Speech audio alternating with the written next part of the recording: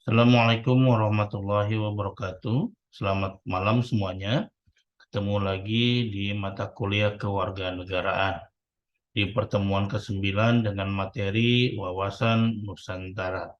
Dalam materi ini ada beberapa yang saya akan ulas sedikit mengenai beberapa topik, yaitu adalah yang pertama adalah dasar pemikiran. Yang kedua, kedudukan, fungsi, dan tujuan wawasan Nusantara. Yang ketiga adalah status wawasan Nusantara. Yang keempat, bentuk wawasan Nusantara. Yang kelima, wadah wawasan Nusantara. Yang keenam, isi wawasan Nusantara. Yang ketujuh, tata laku wawasan Nusantara. Dan yang terakhir adalah implementasi wawasan Nusantara.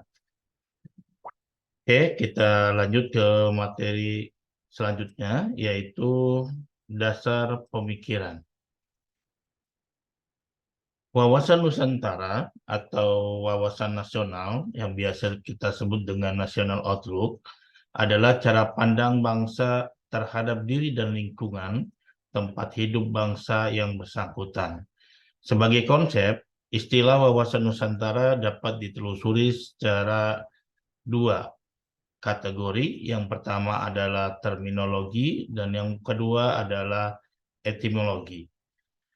Secara terminologi, kita ambil salah satu contoh dari Majelis Permusyawaratan Rakyat tahun 1998. Wawasan Nusantara adalah cara pandang dan sikap bangsa Indonesia mengenai diri dan lingkungannya dengan mengutamakan persatuan dan kesatuan bangsa serta kesatuan wilayah dalam penyelenggaraan kehidupan bermasyarakat, berbangsa, dan bernegara.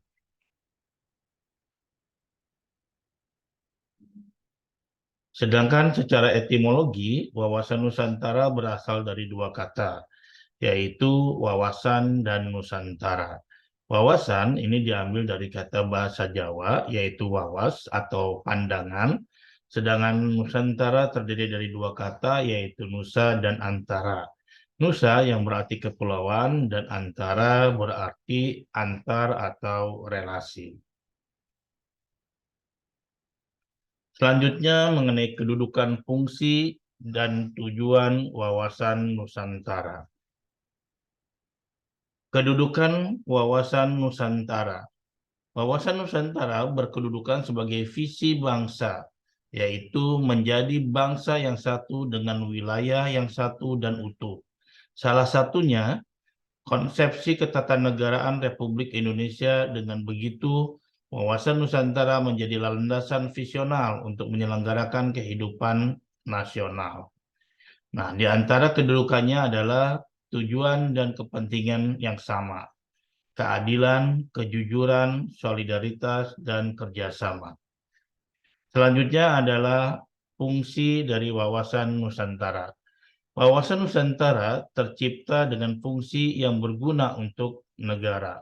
Beberapa fungsi dari wawasan Nusantara diantaranya adalah sebagai wawasan pembangunan, sebagai konsep ketahanan nasional, sebagai wawasan pertahanan dan keamanan, dan sebagai wawasan kewilayahan.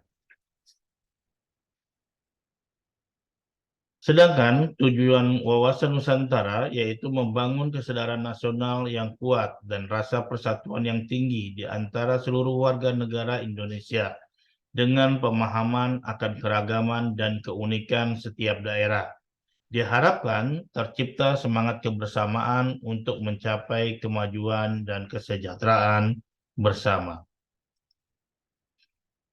Status wawasan Nusantara merupakan posisi atau cara pandang dan perilaku bangsa Indonesia mengenai dirinya yang kaya akan berbagai suku bangsa, agama, bahasa, dan kondisi lingkungan geografis yang berwujud negara kepulauan berdasarkan Pancasila dan Undang-Undang Dasar 1945.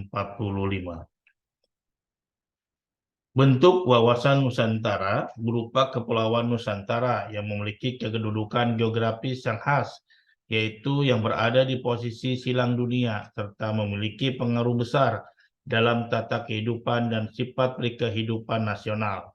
Adapun pengaruh-pengaruh tersebut meliputi menjadi lalu lintas aspek-aspek kehidupan sosial dunia. Hubungan antar bangsa akan lancar apabila kepentingan nasionalnya terpenuhi atau minimal tidak dirugikan. Wilayah Nusantara memiliki kekayaan alam yang melimpah, sumber daya manusia yang melimpah, dan murah yang merupakan daya tarik tersendiri bagi negara-negara yang tidak memilikinya. Wadah Wawasan Nusantara atau biasa kita sebut dengan kontur adalah wadah kehidupan bermasyarakat, berbangsa, dan bernegara yang meliputi seluruh wilayah Indonesia yang memiliki sifat serba Nusantara dengan kekayaan alam dan pendudukan serta aneka ragam budaya. Selanjutnya adalah isi atau konten wawasan Nusantara. Adalah aspirasi bangsa yang berkembang di masyarakat dan cita-cita serta tujuan nasional yang terdapat dalam pembukaan Undang-Undang Dasar Negara Republik Indonesia tahun 1945. Untuk mencapai aspirasi yang berkembang di masyarakat maupun cita-cita dan tujuan nasional seperti tersebut di atas, maka bangsa Indonesia harus mampu menciptakan persatuan dan kesatuan dalam kebinekaan dalam kehidupan nasional yang berupa politik, ekonomi, sosial, budaya, dan hankam.